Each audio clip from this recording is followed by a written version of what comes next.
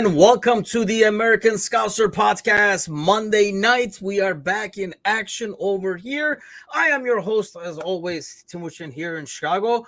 No Gally with us tonight, Bickler. I guess his voice is gone, so he could not join us. But in some ways, doesn't it show that in American Scouser, wishes do come true? Yeah, I mean, it's pretty impressive that even when he's under the weather, he makes people happy. You know what I mean? It is impressive. Before everybody gets too excited, it is not a permanent situation. It is temporary, and you should be getting that voice back shortly. So hope he gets well soon and gets the voice back. It's going around American Scouts. So it's kind of like a virtual virus going around, because I know Brian Shelton was having the same issue last week when we were doing the post-match and stuff. But before we go any further, got to do the weather update over here. Great weather, 70s yesterday over here, Bickler. We're supposed to get some rain, but you can't beat it. Is spring here? Or is spring there? I got to tell you something really sad. I haven't stepped foot outside since yesterday, since really late at night. I got up early for work. I literally worked straight through, made dinner. Here I am, barely alive. So I hear it's nice out, like it's in the 60s. I just haven't seen it yet. Well, it's like hanging in there with all the shutters are closed. You're just like in quarantine. I feel like Gareth Bale from The Machinist, except not skinny. Like at least if I'm gonna have to work like this, I would hope that I at least lose some weight. I don't understand. I've had those days actually, like in winter, especially working from home, especially in winter where people are like, it's really cold outside, and it's like, is it? It's pretty nice inside, but I haven't been outside, so I can only imagine that. Obviously, with no Gally, I don't want to put you through the torture of trivia, essentially, but we will talk about, obviously, the game and Nunez's late goal and all that kind of stuff. So I did not want this going to waste because BJ had sent this over, so I figured I would ask you and have you take some guesses. So since the 2010-11 season, 4 Liverpool players have combined for 20 goals. There are several other ones, there are several players who scored 1 each and 2 each and stuff like that. But 4 players have a combined 20 goals scored in stoppage time. Can you guess? And can you divide up that 20? Since 2010-11? 2010-2011 season. Yeah, then I see. That's hilarious. I didn't catch it either. Yes, I swear to God, I'm barely here. That's hilarious. We're playing. I mean, I guess I feel like Gerrard's not in it. Let's go. Let's go. Origi's got to be in there. Yep, he's got 4. Let's go Mo for sure. It's a safe bet. He's got 5. I don't remember Sadio doing any game time winners or Bobby, but they've got to be somewhere around the mix, at least sniffing. Let's go. Oh, this is making great radio. Suarez. Is he? Matus? No, he's not. Suarez isn't there? Suarez isn't in there. Matus Suarez is in there? Divock, Nunez, Mo, and Bobby. And Serzi says Mane. So guesses are all over the place. I was shocked for one of them. Yeah, see, Serzi says Mane versus Everton. There's that one against Villa. And actually, Gally was, I think, talking about it in the post-match. It was very similar where it was a corner kick, and it was like you had to get it if they cleared that game was over. So Mo had 5, Divock had 4, Nunez has 5. I would not have guessed he has accumulated that much this fast. Wow. And then Sadio has 6 of them. Which is, I like to say, I recall a couple. I mean, these are ultimately stoppage down ones, so not necessarily, they don't all have to be winners, if you will. There's just ones that are scored after 90. But it's, I think, kind of shocking that Nunez is in there this fast with 5 over there. So let's get to the game. a couple of things to ask you. So when you see the game, because you went in the post match, so I want to get your take. When you get wins like this, and obviously there has to be a multiplier of some sort, a handicap of some sort, right? Because we're getting these wins, even if you're eking them in and getting them in the last second and stuff like that, it's with all these injuries in mind. But as we get these wins, do you look at it as, because you can look at it two ways. You can look at it as like mentality monsters, they know how to win, or do you look at, because that changes, right? Or do you look at it as, you know, avoided another catastrophe, we keep moving on? Because I think you can look at it both ways, and I would be afraid that some fans who say mentality monsters now, when something goes south, they kind of change their tune and say, oh, this was coming all along, kind of an ordeal. Or do you look at it as, I mean, this is just shows a winning mentality overall, because you're winning regardless of who's out there? I mean, I look at a team that's finding a way to win after playing like 3 games in 8 days and without their starting, like missing 4 of their starting front 6. I mean, yeah, you're playing Joe Gomez at center back. Like, you got a teenager at right back. You got your backup goalkeeper in. You got you just run down the list. I think any way you're finding 3 points at this point is obviously critical. And I don't see that as a bad win whatsoever at a ground that Klopp, I don't believe, has ever won in. No, yes. I think it was one of his, this is really starting to feel like the ultimate farewell ticket tour, where he's just going down and just ticking down the boxes of things he hasn't gotten to yet. So it's been pretty wild. But yeah, I think that's a definite 3-point W that I'll take and put it in the bank.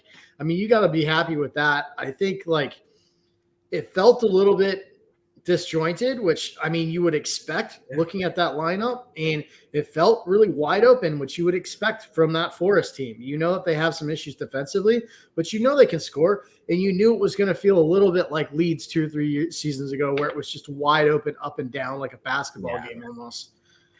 And that's the thing. I think what makes it impressive is if we went, I think the fact that it comes in the last second obviously makes it more exciting and not as good for the card, my heart. But at the same time, if I told you before the game, hey, we come back with 3 points and you're able to not risk, I think that was like an important part, right? Not risking, like Szoboszlai, Nunez and stuff like that by putting them in early or having to start them and stuff like that. In some ways, it was an ideal scenario of playing them only what you could afford to, or what you had decided to play them, I'm assuming, and still get 3 points, regardless of if it came in the last second or not. Yeah, totally. I mean, it's amazing that most of those pieces played as well as they did together, right? I mean, I think there's only a couple that really, really struggled. And you look at players like Harvey and McAllister, and I don't know how those dudes are even still going based on the mileage they put in over the last week. So yeah, I was well happy with it. And this team just continues to sort of pull a rabbit out of the hat in the dying embers of games. And part of that's belief, but part of that's just persistence. And City has shown week in and week out, if you can play, and I don't think we played badly, but you can play badly and win games if you sustain pressure over periods of time, right? I mean, that's how the last 6 or 7 City matches have won. They haven't outplayed who they're playing. They just have continued to sustain possession in pressure over 90. And we were wide open at times. And let's face it, we did enough to win this game offensively, but the reason that we were even in a position to snatch this thing is because Kelleher has basically climbed out of a hole and become the second coming of Allison, which has been just wild to watch. And when we talk about things that make this season feel almost like a team of destiny, to sound really cheesy and cliche, but things like that, just teenagers coming out of nowhere and being amazing. A backup keeper who was in terrible form the last year and a half, coming out and just playing lights out. Those things make this season feel a little bit different, a little bit special. I want to go back to some of the impressive stuff, but let's stay with Kelleher. Do you think, I always joke about this, and I don't like the saying run off games and stuff like that, but as a goalie, do you think that has an impact on it, as opposed to coming in cold for a League Cup game and, maybe having a disappointing performance, or we say, well, Ali would have stopped that and stuff like that. The fact that he knows this is his, regardless of what happens, and he has a run over here, similar to what happened with Curtis Jones at the end of last season.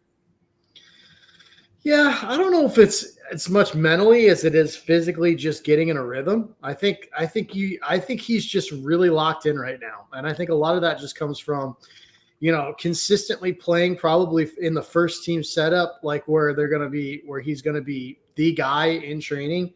And I think the other part of it just comes from the fact that like I think there's probably a different I think there's probably a different level of engagement from himself. Like at a mental level, knowing where this team is right now and what's needed of him. And I think, he has basically answered that call and then some. Yeah. I mean, that's the thing. It's been, I mean, I was one of those people, and I think a lot of people were. I think if anybody says, oh, I had no doubts, you're replacing what we consider to be the best goalie in the world is definitely always in the conversation for top three, regardless of which team you support. So it's always going to be difficult replacing him and giving the same exact performance. So there was going to be some drop off. We were just afraid how big that drop off would be. And really, it has been minimal, almost non-existent, which is like great to be able to say. But I think even something that gets lost in there, and we've talked about Van Dijk several times, but I think over the last, you look at all these clean sheets we've had, there has to be something about like the great center back play we've gotten from regardless of who plays there. Konate, Kwanzaa, and obviously Van Dijk is a constant, but it's almost this team, especially when we attacked and tried to chase the goal, always left spaces behind. Do you think it's center back play? Do you think having Robertson back and maybe actually having a right back playing right back are those? Which one is the most important factor with these clean sheets, obviously, aside from Keller that we mentioned? Oh, if you're asking me between left and right back right now, I think probably. Like, do you think it's the center back play? Do you think it's the fact that we have like backs that don't let the ball? We haven't seen that diagonal that went to the like right side of the defense in a long, long time. I think it's having Konate healthy and fit and in form, coupled with the fact that, like, and I said this a couple of weeks ago, and like I don't mean this to be a hot take, but I don't remember Verge at his peak, at his most dominant best when we were talking about him as like the inarguably the best center back in the world. I don't remember him being better than this. He's like I think he's right there, if not better than he's ever been. Which is wild to me. And like the fact that I'll be the first to put my hands up. I thought he was cooked, man. I thought this goose was done. I really did. And so happy to be wrong on that because I think he's playing as good, if not better than he ever was. And I do think he's adjusted his game a little bit. Like I do think he's made some adjustments to help there. Which has been great to see. But I really think that him and having a healthy Konate next to him has provided some consistency, which has helped him as well. But I really think just having those two back in prime shape has been really the difference. Yeah, I agree. I think those two being able to, we saw it, and you are going to have this, right? When you have a lot of like new pieces, when you have a lot of like kids playing, there are going to be gaps in your press that let that ball out. And, it's not as good as you normally are used to and stuff. Anytime that ball was able to be out of that press, you had Konate cutting it off, Van Dijk cutting it off, and then the game before you had Kwanzaa cutting it off and recycling it right away, and did not really give a lot of opportunities for counters. And I think it does help that we do have a right back and a left back where those long diagonals for counters are not where they were before for teams to abuse. So they're trying to kind of loft it ahead. And the center backs have been able to clear it every time. And talking about Van Dijk, and I do agree. I think you can kind of argue the fact that that is an argument, and it's a discussion is amazing based on his form after obviously coming back from the surgery. And we felt, it always takes time, right, to get back to yourself after surgery. But his age was the concern. Is it still going to come back at that age? What I've been more impressed with is, I don't think we expected this much of a captaincy and leadership out of him when we were in the beginning, when we were talking about the captains after Hando and Milner and stuff like that. It's been above and beyond, and perhaps his kind of a cocky captaincy has been exactly what's needed for having those kids playing out there. Yeah, I think that at him all the time. You know what I mean? Yeah, that arrogance that sort of becomes confidence, right, over time around people. That definitely helps. I think I'm watching a guy that I feel is finding his voice from a leadership perspective too. You know what I mean? I think that In Matt's, Matusha's point here definitely makes sense. But I really think that it's probably just taking some time for him to establish his leadership style, because I think he's used to being like a leader, but not necessarily one that carries that label, right? And so I think he's kind of been able to skirt some of this stuff. But I think watching him, how he's handled some situations, how he handled the end of the Forest game, like it just seems like he's developed more as a leader. So I mean, big year for him, because I mean he's got it back, he's got his mojo back, and then he's from a leadership standpoint, I think he really has sort of grown, especially in the past, I'd say like month and a half. I feel like I've really seen him, even when like things kind of fall apart in the back and there's a mistake, I feel like he's reacting a little bit differently, which has been interesting. Do you think it's because like now he kind of has to, whereas he didn't before? It's almost like he was sitting in the back seat. He's like, I can drive. I just, we got drivers, so I'm just chilling in the back over here doing my thing and doing it at a good level. Now if you guys need me to drive, I can drive it as well. Yeah, I mean, I definitely think that's part of it. I think one of the things that really made me hesitant on him being a captain is that he tends to we always see the interaction with Robbo, but we do see him point fingers when he's not doing well, right? And so that was the thing that always worried me. But it seems now like I'm seeing a lot more of him like clapping his hands and like sort of, gesturing for people to pick it up or like to keep their head up, which I don't, that's something that's like really like sort of a newly burgeoning thing from him that I haven't really seen a whole lot of in the past.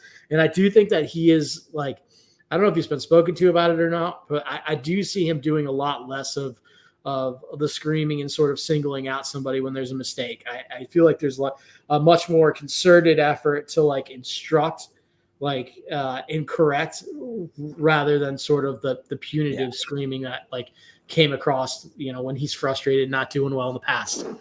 And that could be kind of like, I mean, it could be part of the fact that he's like a really good leader and he knows who needs what kind of leading. You probably can bark at, Robertson and, because you can say you freaking know better. You should be here. You should be blocking the cross or whatever. But then you don't want to go at it like that with Clark or, like Connor McConnell or somebody like that. So I think, I think that's probably, aside from his like really over the top form, I think that's something that I've been like really impressed with, seeing him in that role, like really leading, not just like wearing the armband, but actual leading. Going back to the game, how much do you make of this? I almost feel like people are making more of a deal of this refereeing controversy and stuff. So we're even now, right? We didn't kind of go against Tottenham, and then you guys got to drop ball. We're even, right? It's kind of a deal. I don't understand it. Like, I mean, okay, so was the call correct? Like, I guess by rule it's not, but like some referees are saying that they handle this kind of like jump balls in the NBA where they alternate. Like, so whether you got the call incorrect or not, like we're talking about 2 minutes passing. 2 minutes, folks. Like, I mean, we could have scored anyway had they gotten the ball back. They cough it up every 15 seconds. Like, I mean, the other thing is, it's like, we have to get around the fact, and I'm talking, and when I say we, I mean the collective football fan has to go around the fact that like injury time is a minimum amount of time added. It doesn't mean at 8 minutes the whistle blows. It means that is the minimum amount of time that should elapse. And if you have two players that lay on the ground for 2.5 minutes, and there's cards and all these extra things that happen, goalkeepers laying around, that time it gets added or should get added onto the back of that minimum time. And that's what happened. And like, that is, you want to play the dark arts, sometimes you lose. And that's how you lose if you want a time waste. And yeah, I mean, they had opportunities to clear it. I can see like how I just felt like it was so over the top, and it just felt like it was being fueled because I just did not get. But they were like in the referee's face. There was a yellow card, red card, and all that kind of stuff. And the Pavarotti lookalike owner was there, and like everybody's mad and stuff like that. But I guess the biggest concern I had, and I talked a little bit about this on the morning show as well, the whole like Mark Clattenburg being like the referee advisor and stuff like that. Because something like that in a consulting capacity and stuff like that. I mean, the only thing I can think of that is you're trying to gain some kind of an advantage in the calls. So will eventually every team going to be hiring some ex-ref that has some kind of an influence, because I'm assuming as a Forest fan, you're hoping that next game when you're playing against Burnley, the ref lets a lot of stuff go your way, so he doesn't have to hear about Clattenburg picking apart your performance after the game. Yeah, I think it's a combination of two things. I think it's a combination of like Forest and any other team needing to do this to try to get the rub of the green in the next match. I also think it's an English media who loves a storyline that like the top dogs get favorable treatment so that they can run with this thing, especially when it involves a Liverpool team that so publicly got screwed in the first few weeks of the season. So I think there's two narratives that really drive it. I think it's the teams that sort of like push for these things so they can get an advantage in the next week. And then of course from a media perspective, it's gold for them. I guess my biggest concern is, and like I said, I did talk a little bit about this morning, having been familiar with the Turkish league and how this thing can go south really, really fast, where now everybody, you just talk about more refereeing than the game itself, tactics itself, and especially it becomes like a war of statements, if you will. Like he said this, and then he comes back and answers that with this and stuff. I guess my biggest fear is if every team is looking to employ these methods where they get somebody to kind of back them up and support their cause. Because it's not like Clattenburg was going to go out there and say, nope, Forrest actually got lucky on this one. He's only going to show up and say, yeah, that was a wrong call that went against Forrest and stuff. Are we just opening a huge can of worms that's already going the wrong way? For sure. Yeah. And I don't think like if you're the PGMOL, I don't know how you can stand by for this, because like all it's doing is just taking what you do as an organization and dragging it into repute every week. Because like let's say like Clattenburg is not going to come out and be like, oh, incredibly like ref game, great match, everyone had a great time, shake hands, see you next week. That's not what he's there for, right? Like, so I just think that like at some point, like that's got to get addressed, because that is definitely not going to make the situation any easier for those refs. It's not going to help you get more people into refereeing that need to be in, like you're not going to get a refresh of talent. Like, I think it's going to create a lot of problems. I mean, like it's already hard to keep these guys and get good ones involved in the mix. Like it gets harder when you throw these things in the room. And let's face it, like, Clattenburg's being a parasite right now doing this stuff. He's leeching off controversy. And I think to me, like as a former referee, if I'm a referee, that feels really like that feels like treason to me. I would have a real problem with that. And I think, that's the thing. Yeah, those weeks where Forrest gets calls in their way or maybe an unfair call, you're not going to hear from Clattenburg. He's going to show up the week after. But I can see it working. And that's, like I say, like the problem I see. And we've seen in other leagues, not only the Turkish league, where the refs start thinking too much. They're already making BS calls the way it is. And it's already poor refereeing. If you put different thoughts in their heads, that's going to bounce around that emptiness in that head over there. It's going to make it only worse, because it's going to be like, do I want to let this go? Because I really don't want to read about the Clattenburg statement tomorrow morning when I wake up in the paper. And, Forrest is going to get it, but then somebody's going to – it's just like a very slippery slope that I was like, yeah, this is not good. And Alan brings that up, and I mentioned it during the game in the first half. I was like, why did they get the ball? Because we had the ball and their guy got injured. We should have kept the ball. And then obviously it kept going. It was just like flow of the game. It was just like, what kind of crap is that? And then honestly, when the game ended and they were complaining, I thought they were complaining about the fact that it went over 8 minutes. And when the ball first got, that's what I thought they were complaining about, because I did not realize they were complaining about something that happened 2 minutes ago. Yeah, I think they've got 5 or 6 of them snowballed into one general complaint. So it covers everything. So going back to the game, though, one thing that I felt is, obviously Nunez comes in, he scores a goal, a huge goal, and a well-taken striker's goal, right? But it felt like if we were able to start with that lineup, somehow it felt like this would have been a lot easier matchup. It wouldn't have come to the last minutes anyway. Is that fair to say, or impossible to say?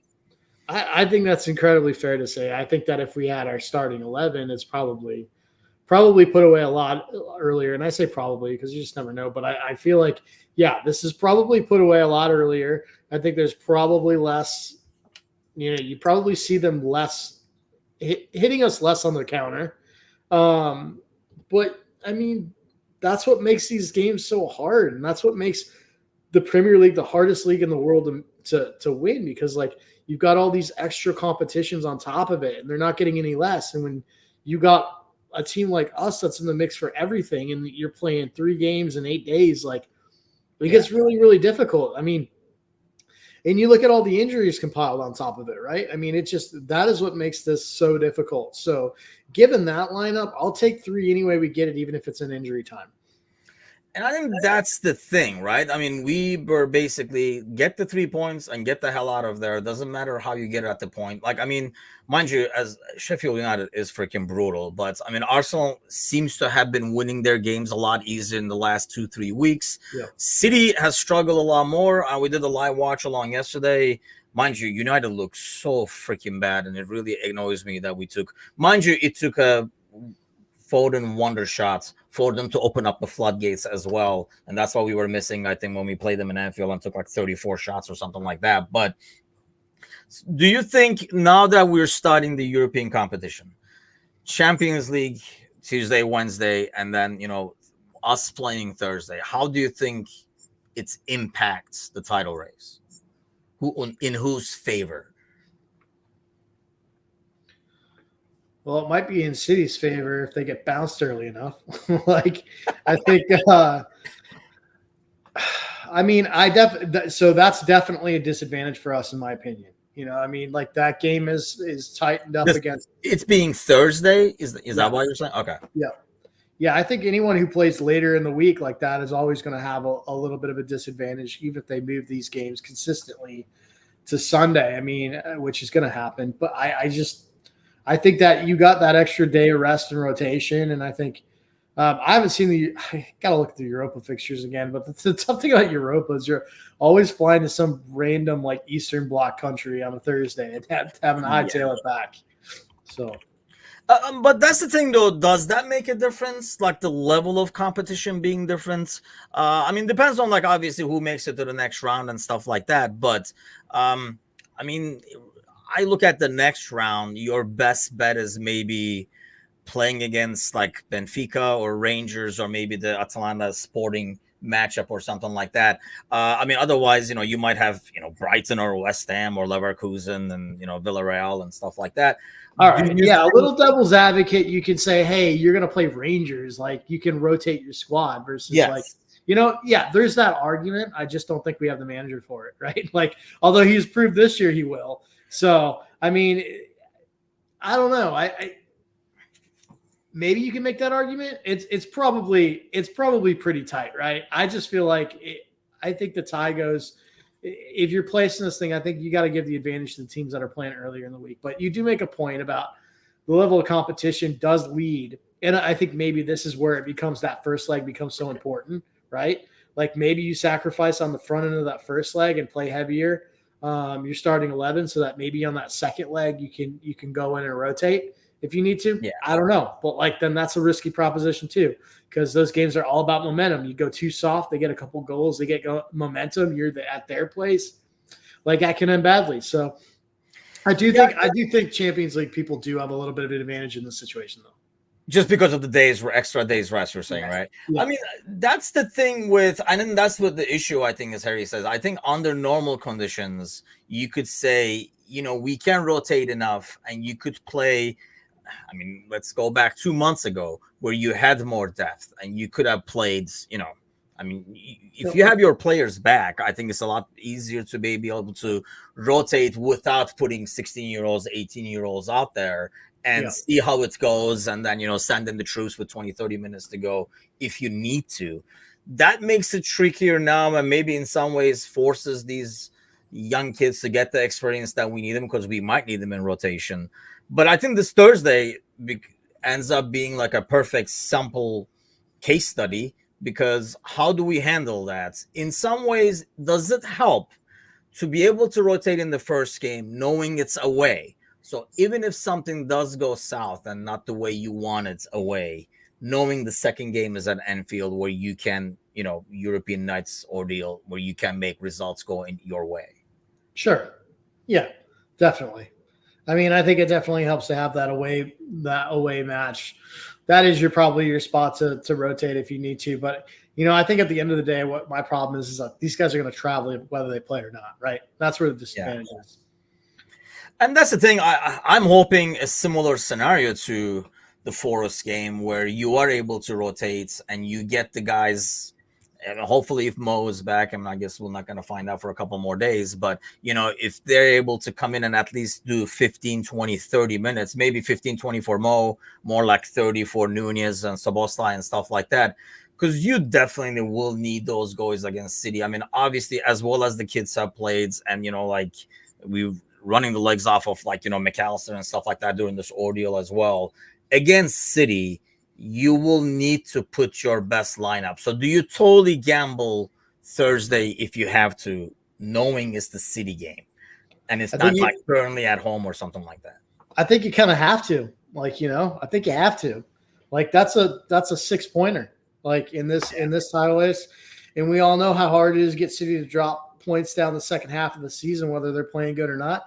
And they're Phil Foden playing his boots off away from being in real trouble.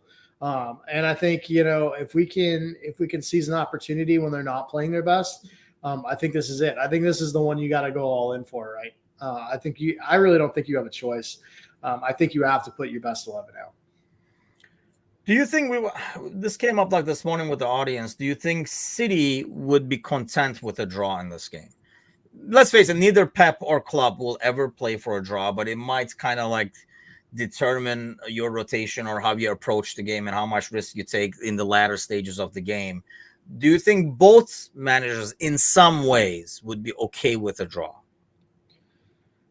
I think we'd be okay with a draw. I think City wouldn't. And I think City is not used to being in a position where they're ever okay with a draw. So I don't even think that they really – I think that if we get a draw with City, I think they walk away. I think that sort of rocks them a little bit. I think they're coming in expecting to figure this out and get a win. But I really think that I think a draw for them, I think they'll feel like that's a bad result for them. I don't know if they'll necessarily be worried, but I think that will be a little bit of a shot through their confidence. I look at this and, Arsenal, just because they're Arsenal, and not to mention, their fixtures have been in their favor recently, like the games, Sheffield and stuff like that. But do you see, because I do not, either of these teams having a run similar to Liverpool and City had before where they do not lose points? I almost feel that they would. I don't see any of these three finishing the league with no lost points. People are going to trip along the way. And who do you, I guess, in that sense, is more likely, do you think, to lose points then? I think City of the three right now looks the most likely to lose points. I know that their track record in our history with them would suggest that's not the case. But I just look at the sustained run of play from them, and they're surviving on De Bruyne being back and Foden playing out of his mind right now. I still think they look disjointed. I think arguably their best player outside of Rodri and Alvarez has been off the pitch because Foden's playing so well right now and Haaland's back. I think that's caused some issues. I think they look like a team that tries to force the ball through Haaland, but the only player that can really consistently play through him is De Bruyne. So I think they've got some issues. They've shuffled that back line all year. That's kind of how they roll with that. I just think of the three teams, they're the one that have the ability to come out flat just long enough against the wrong opponent. Yeah, that makes sense. I mean, even looking at the United game, if you had a smarter counter-attacking team, and that's why I had hope in that game. I felt like, especially the way things were going, they had the lead. You would think this is exactly what United wants, to be able to counter. And I felt like, and they had the openings that they could not take advantage of. If they could have countered, I thought United could get something out of that game, as pathetic as they looked towards the end. And I do agree with that City on. When you watch them now, do look more likely and they look more vulnerable at times. Arsenal seem to have more of a momentum and rhythm.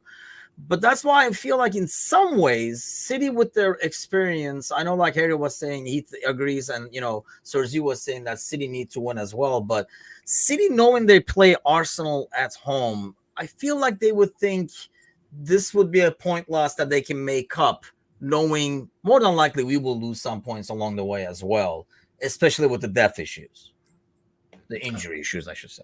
I think that's fair. I think more from a psychological standpoint, like if they drop points to us, that would just sort of, I think that would blow. That'd be a little bit of a blow for them. I think they expect it to nick points off. I think they expect to beat Arsenal. I just think, yeah, the experience definitely plays in, and that's the one thing that we've always said about Arsenal is can they find the consistency, right? Like, and here's the difference between this Arsenal and the Arsenals of the past. This Arsenal has been throttling teams for going on 2 months now, and like it's been fairly consistent. This is the first Arsenal team that we've seen consistently do that with an identifiable brand of football. And so, like, I think that's the difference is they have a system, they have the pieces for that system. They have a little bit of depth, and they can beat you from all over. They can score goals from anywhere on the pitch. And I think if you could do that and you can string together, good enough defense, you got a shot, and they have all those things.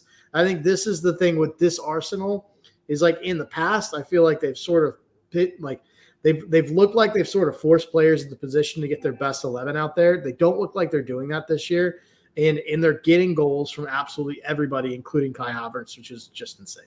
Yeah, I think that should be like that could be it by itself. That getting it because ever since obviously the FA Cup, when we got they beat Palace 5-0, they beat West Ham away 6-0, Burnley away 5-0, 6-0 away today, and then obviously they have some impressive performances like the one against Newcastle, where I know Newcastle is like a wounded as well. But the Champions League, do you think? I mean, last year I thought when they were battling with City.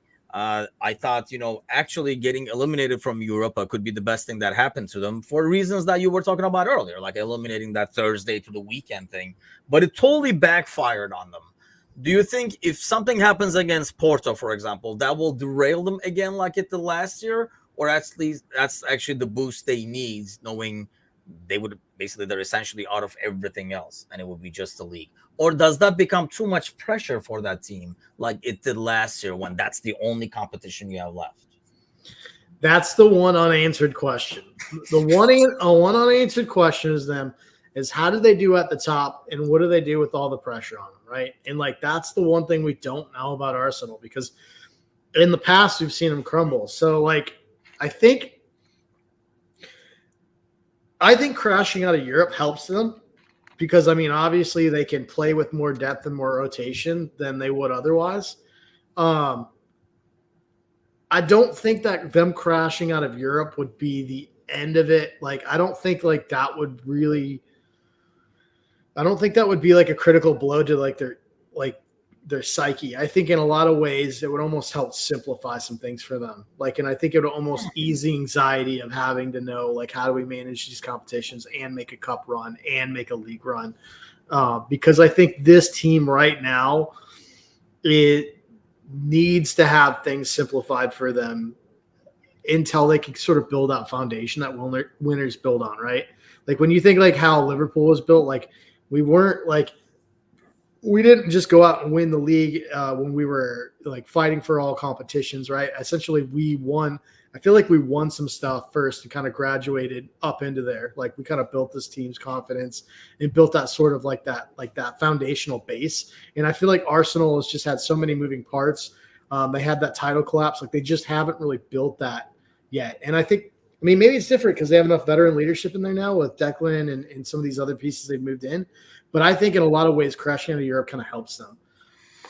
See, I almost feel like it would, maybe because of Arteta, and I can't stand his Lego head, but I don't know if that's why, because of his like over the top intensity sometimes. Obviously, Klopp is intense, kind of like in your face and constantly pushing as well. But I feel like his approach is different, where if the Arsenal team, first of all, as much as yes, it hurts, it also helps your rotation. I think, in some ways we might look back if we get everybody back after this international break. we might look back and say, hey, that's probably the best thing that could have happened to us in those rash of injuries and getting some playing time for people who would not get player time. And we just talked about Keller, for example, right? But aside from that, I almost feel like, if that team sits all week and gets ready for, I don't know, let's look at their schedule over here, but April 6th, going away to Brighton. And if they like kind of sit on that all week and that simmers all week long, I almost feel like that's extra pressure is not something like Arteta can control and calm the troops down and keep him level-headed. I mean, maybe I'm like biased because I'm not a huge fan of his, but I just feel like that's something that's going to backfire on them again if something happens to Porto. Obviously, they lost the first game, but they're going to be home on this one. If I told you, though, I mean, I think Serzi was saying earlier that title is going to be decided by the head-to-heads. I think this is one season that's not going to be the case, personally. I mean, obviously, it's huge. Like you said, they're 6-pointers, right? But if those games, like this game and the City game, end up in draws, I really think there's going to be a couple of other teams that impact the season. If you picked a couple of clubs that you say they will determine who wins this, who would it be? Who is the one that can trip the big boys? The most likely ones to trip the big boys, I guess. I mean, off the top of my head, I would say I don't think any of these teams want anything to do with Aston Villa right now. Aston Villa can figure you out from a midfield perspective. They're playing good enough defensively, and Watkins is playing lights out. They've got a ton of attacking pieces that all do really well. Leon Bailey is back playing well. So I think Villa is one team that could cause some issues. Definitely. I mean, you've got some interesting teams. Like, I really think that if Newcastle gets healthy again, they're going to cause problems. But I think West Ham's on the ascendancy right now. I know we're early days off them being crap. Like, I know we've only had a couple of good weeks, but I feel like they could make it difficult. And the thing about West Ham is they're so physical, man, that even if you're beating them 3-0, like, you're just in a dogfight. It's just physical. So, but I definitely think Villa is going to be one. I haven't seen enough from Spurs consistently. I know they've had some injuries. Getting Son back will help them. They're just kind of up and down all over the place, though. But if you're telling me one team, it's Villa's the one, because I think Villa's the one that's going to sneak in here and get this last European spot. Yeah, actually, taking a look at, I mean, they're fourth right now. Obviously, Tottenham has a game in hand, but even then, they would be 2 points ahead. I mean, United is way in the hole now with like 11 points behind Villa, but I think you're right. I think they're the team that's going to go to the Champions League. And I mean, they do have some. They're still in the European competition, correct? Are they? Yes, they are, because they're playing Ajax actually on. Oh, that'll be a fun Thursday. And that's the only thing I know. Like, we have Shea from Villa on the panel, and one thing that most Villa fans complain about is the lack of rotation by Emery. That eventually kind of like falls falling apart, because then like everybody's tired and you can't play the way you want to play and stuff like that. So it'll be interesting to see how Europe affects them. Actually, they play this Thursday away, and then next Thursday they would be home.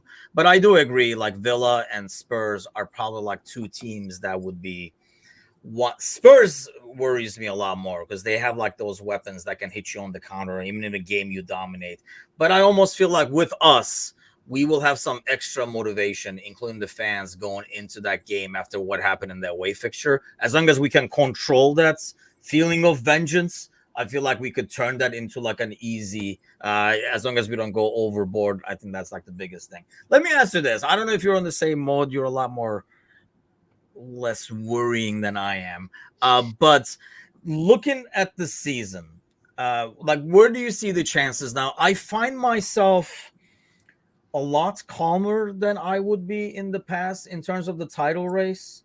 I don't know. That's because I feel like, I mean, I didn't expect to see this happening. Almost feels like playing with house money at this point, but you don't want to let it go to waste at the same time. Like, where is your confidence level, worry level? Are you like Timuchin worry levels? Do you know where I'm at right now? I'm really at the point where I just want to enjoy this. Like, it sounds insane, but I mean it. Like, it sounds insane. But I really just want to enjoy this, because when I look at this, like, when Klopp leaves, like we don't know what's going to happen. Like this, I mean, like we could, we could miss some key pieces. This could be like the team is primed to continue on, but we don't know. This could be a multi-year rebuild. Somebody could come on with a totally different vision, flip the team. I don't think that's going to happen, but anything could happen. And I want to watch this football being played the way it's being played, because we've enjoyed some of like the most fantastic, like not just like the results, but the actual quality and style of football is like a supporter's dream, right? Like, I mean, teams win all the time by playing boring fucking football. And like, this is definitely not that. So like, I just want to enjoy this. I want to enjoy all the stories, like Nunez basically coming out of his cocoon, like this monstrous rageful butterfly that it's figured out how to stay on side now. And like, we've got like all these like crazy young kids. Like, I just want to enjoy this moment and really like soak every fiber of every match in I can get right now. Mind you, if you watch that in the last second there, I could not. We were us, Stitch, Leo. We were on stand. I mean, Angel was watching with me too. We were just like all waiting because I don't know, because it was Nunez or it was because some of those balls. And to be honest, if the dude that's going with, I think Van Dijk on the back post is not there, I don't know if he's off, because he makes the move, then he realizes, he kind of steps back. And I think even with that, he generates enough power to get that goal. And that's an excellent, excellent header. I think if, something like Holland gets that, is talked about forever. That goal had 3 miracles like within a span of 2.5 seconds. One where Endo magically strips the ball off 2 players in a row in one movement. Like, I don't think he means it. I think it just runs across both of them and he gets it. So he basically skins the ball off 2 players in one movement. McAllister, who a lot of supporters said wasn't good enough up until a month ago, basically plays this ball back in with his back to goal into the back post. And Darwin figures out how to get on sides by this little bunny hop that he does to get on. It was just incredible. And I felt like when that corner kick was coming, I was like, man, this could be one of those. I think Gally brought it up. It was exactly like similar to that Mane goal against Villa when we were talking about like those overtime goals. But I mean, if Mecca kind of like drops that ball to Gomez, I think is the one waiting over to whip it in. The moments that kind of ball starts rolling backwards, that game could have been over. Dude, and like the fact that he even saw it, like he's got his back to goal when he gets that, it's insane. I almost think like, it's a great ball, but I think he's just basically sending it in the right. Oh, yeah. Yeah, it's a little bit blind. I think he knows if he plays it back, the game is probably over. He's like, I got to do something with this. He's like, I remember that Van Dijk was over there somewhere. Just bring it in there. Oh, look at that. Try heights. I don't know if that's a short joke on us, by the way. Let's hope that's because we're not both gifted height wise. Can I try heights too? A short joke. But hey, thanks for the follow, man. Appreciate it. Thanks for joining us. A week for us too. I mean, that was just. I mean, that's could be a season defining moment. What time is it over there in Somalia right now? Yeah, try. What time is it over there? I'm assuming they're like 10 hours ahead, 6 in the morning. He's probably having breakfast. Bro, it's almost 5 in the morning. Thanks for getting up early for us. Jeez. I mean, to see you barely awake. Just imagine him. He wakes up 5 in the morning. You look worse than he does. Incredible.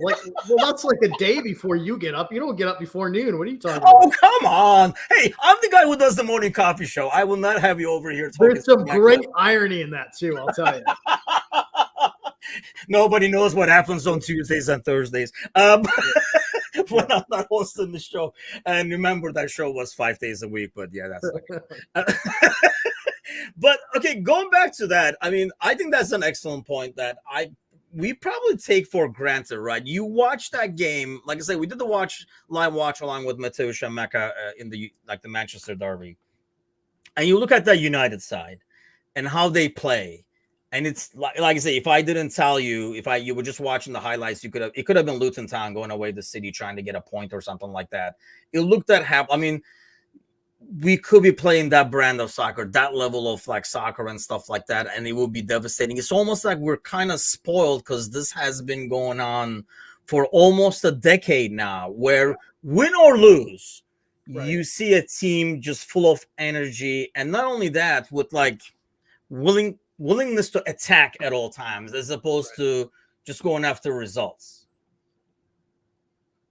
So how spoiled are we? And do you think and this that's time next year are we going to be like? That's what I keep thinking. Like, honestly, this weekend was a little bit crazy. My buddy was having his birthday, so I traveled out of town to go see him. And like right in the middle of the game, he decides that we've got to do these last minute things for his party for all the people coming over. So like I'm out trying to watch this game on my phone, right? And I'm in the parking lot trying to find these like portable butane lighters for this cocktail torch. We were doing fancy cocktails. Matush is going to come in here and I was going to say, hold on. He's in the audience. He's like, wait, what is it? He's going to be, oh, you need a butane torch? Here you go. He's going to open his jacket and have like a whole thing of them laid out. Anyway, so I was sitting in the car and I'm literally in the car watching the game winner. And I'm just thinking, like, I'm thinking to myself, like, I was thinking we're going to win this. We could lose this match, and this really sucks because the season's been going so well, and this really kind of puts the title race on the tilt, right? That's what I'm thinking. But also in the back of my mind, I kept thinking, like, I'm so enjoying watching this team, though. Like, I'm not ready to not watch this type of football. Like, I'm sad that this is going to end. Like, because this is, like, what we know. Like, we've gotten so used to it. We don't even remember, like, God, dude, I still remember being in a pub in California at some ungodly hour, watching us play Wolves with a starting front line that included Ricky Lambert and Mario Balotelli. And it was I felt like it was 2 hours of purgatory. Like, we haven't had to endure anything like that. And like, I'm not looking forward to like, change in general, big surprise, but like most important, I'm just praying that this is one of those things where a new chapter is a good chapter, but like I just want to enjoy the chapter winner while we got it. And I think not only the quality of the players, right? But we talked about this in the past. There have been times where you always root for a team, right? Because we're rooting for the jersey. That's why I really find it very difficult to follow sports where you root for a dude, like golf or tennis or something like that. I just can't. I mean, dude, gal, doesn't matter. I just find it hard to follow one person and put the commitment to them, regardless of who they are. So we root for the club and we root for whoever's in the jersey, but certain squads are a lot more likable than others. And that's not because they're winning or anything like that, just overall attitude-wise. And I think that's like the biggest difference. Even when it doesn't happen, it's still like a likable squad and you're like, giving everything they have. And I think that's what I like seeing. And then you watch that United game and seeing teams like that makes you appreciate it 10 times more. Oh, yeah. And I think it's the fact that a part of it is, I think, Bickler, it's like it feels against all odds.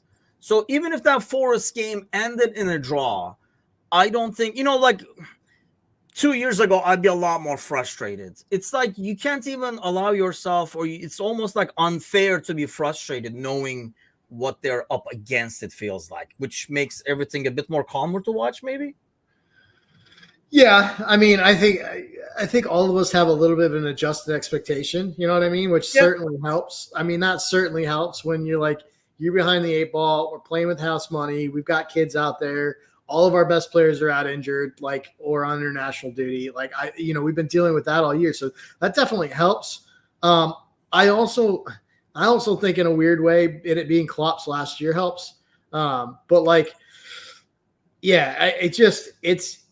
There's some big decisions that are going to be made with this club and this team. But for now, I just want to enjoy this as this one last moment with all these guys back together and this really cool influx of teenage talent that this is almost unprecedented to see at a club of Liverpool's level in a title race, injecting this much academy talent into a starting 11 at one time. I would love to go back and, maybe this is something BJ can spend hours digging up, but I would love to see whether I can't remember a team in a title race where they're winning, having to do this and being able to pull it off the way we have. Chasing a quad, the quad race with kids is obnoxious. It is obnoxious. Yeah. And, that's why, I mean, I don't even want to think about next season on what's going to happen. Just want to enjoy the ride as well. But how much do you think Klopp's leaving impacts this? A lot. I really Do you do. think like overall morale I wise, do. it okay? And Gally alluded to it, and I kind of wonder if they knew before we did, because like we said it at the beginning of the season when they weren't playing well and we were winning.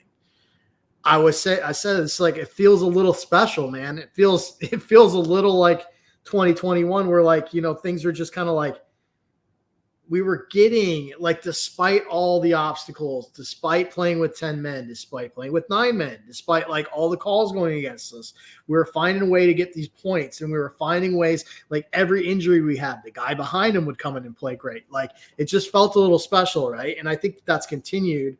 And so I wonder how much of that has to do with the locker room that's so invested this year in sending Jurgen out on a high for the city and for the club and for himself. I think that definitely has to play a part, and I think it has to play a large part. I mean, as a supporter, I can only speak for myself, but I feel like it's got to play a part for us, like just enjoying the ride and really pulling for it.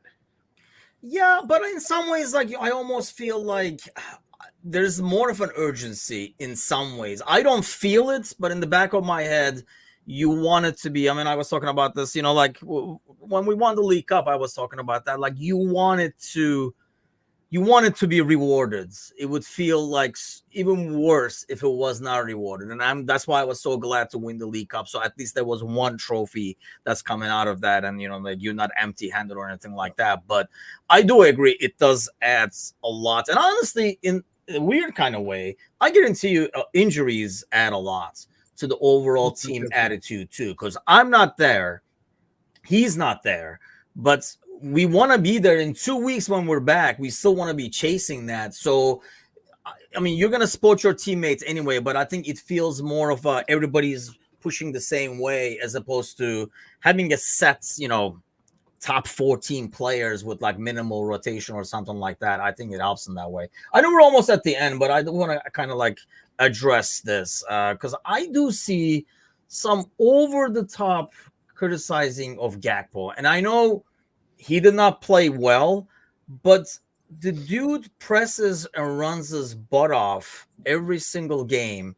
He does not, I don't know, because of the injuries he's had, he does not look as physical because he's a big dude.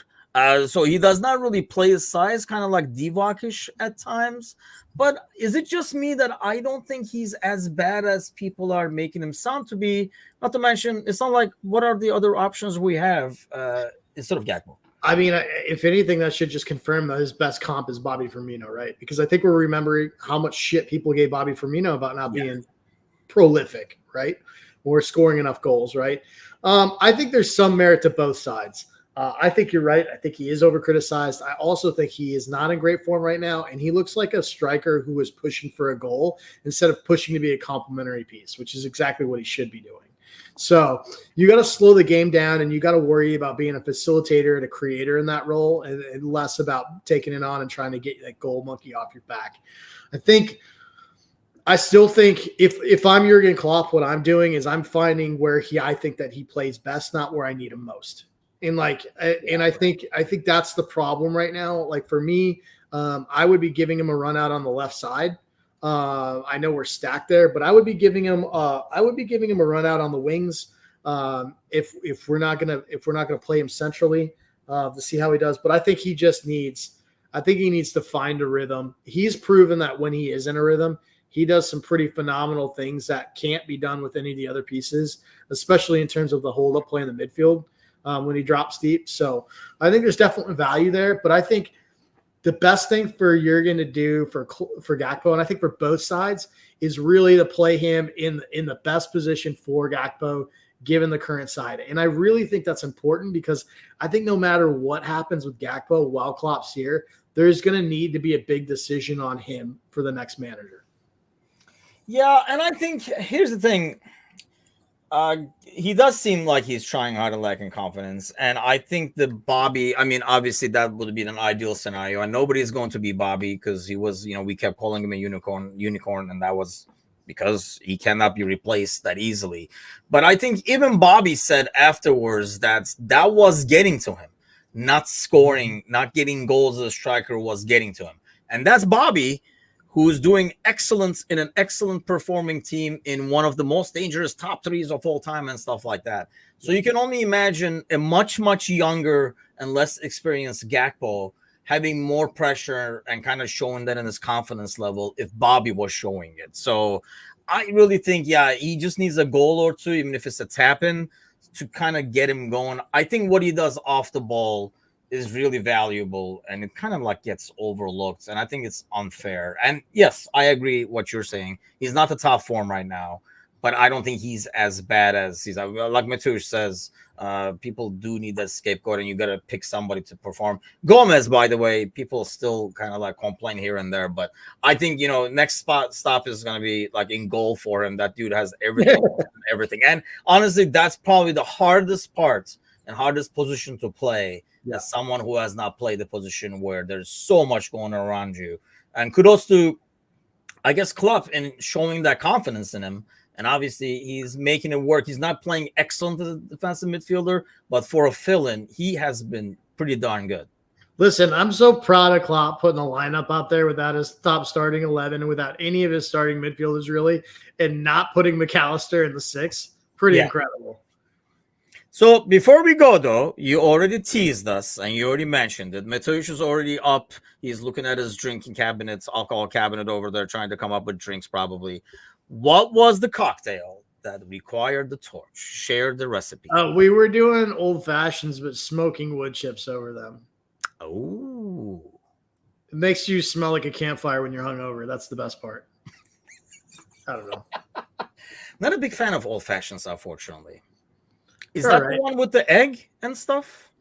Nope, that's not it. It's muddled orange. Usually, like, it's muddled orange, cherry, and some sugar in bourbon muddled together. What is the one I'm thinking of that they crack an egg in there? I don't see, dude. I'm not a huge cocktail person. This is what the hell is Matush when you need him, man? He's here. Matush, cracked egg cocktail. What are we cracking an egg in? Because I thought that was old fashioned that I had at one time, and I was like, this is that's sour. That's the whiskey sour. Whiskey sour. That's what that is. What are you, 14?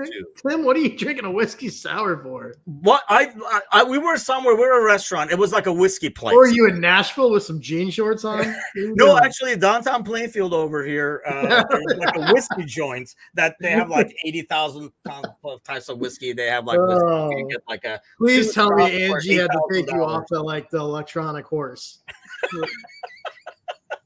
But yeah, I was like, you know what the hell? I'll try that because I'm not a big whiskey person, and I still am not because that was even worse than I thought it was going to be. So, what bourbon says, Brian? People are into this. We're gonna have to post the recipe in the links. We had single barrel Four Roses, which is one of my favorites, and we also had Eagle Rare. That meant zero to me, but I'm assuming everybody in the audience knows what the hell you're talking about. Not everybody, but Shelton and probably Matush. Okay, what was the occasion, by the way? Out of curiosity, it was my buddy's birthday. Okay. Okay. And so he's having his first kiddo this year. So he was like, I don't know when I'm gonna get to have everybody over again. Like, she's like, I don't know when Katie's gonna let you guys all come over. So I'm like, we gotta get over before Katie doesn't allow anyone over. Let's do anything and everything we can over here. This is our last shot. Yeah, I can see that. I mean, we both have kids. We know how that rolls. So, but yeah, I mean, that'll be it for us this week. We'll probably post a recipe of some sorts in the comments over here so that everybody can duplicate it. Not me. I will not be trying it, but we will be back. I will be back Wednesday morning with the Wednesday morning crew. Hopefully, we'll find out more about it. Hopefully, we'll get some good news on injury front as well with Mo and everything. The Patreon content is now available. So if you do sign up for it, there's a free tier that even gets like clips to our content. We recorded our first gaming session with Matush yesterday, and that by itself is worth the price of admission, I have to say. I gotta get in there and subscribe. There's even like a $1 tier. We should do for less than a cup of coffee a day. You can like oh god. You can subscribe to Patreon and get some access to some special content as well as like swag and all that kind of stuff. But until then, you can share, like, hit all those buttons down there, except the one that has thumbs down. Don't go anywhere near that. But give a thumbs up, a share, and a like. And as Bickler says, do you want to do it live instead of the Do it live, dude. Why would we? No. We're having like live over here. I feel like, what is that? Bill O'Reilly's like, fuck it, we're doing it live. Here, Like I'll and do it. subscribe. Smash that like button. See if you can duplicate. Like and subscribe. Smash that like button. Like and subscribe. Smash that like button. No, almost as good as the original. Okay. Everybody have a great week. Thanks for joining us this evening. And we'll see you guys soon. Take care.